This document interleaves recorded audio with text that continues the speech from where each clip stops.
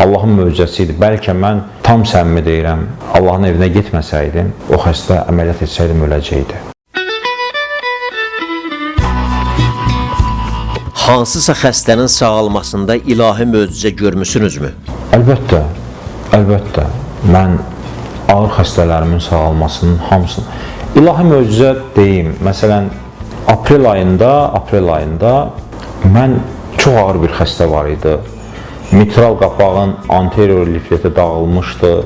Mitral 4-cü çatışmazlığı idi. Ürək çatışmazlığı, böyrək çatışmazlığı, anemiya, qaraciyər çatışmazlığı, yəni belə deyək də mortalitəsi, ağırlaşması çox yüksək olan, ölüm riski çox yüksək olan, %50'nin üzərində olan bir xəstə.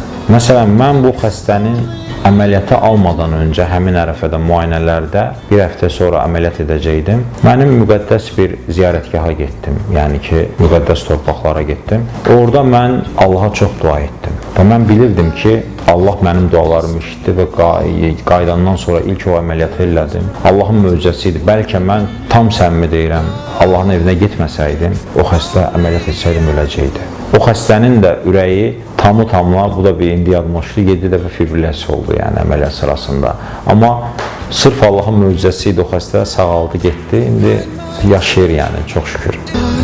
It's only after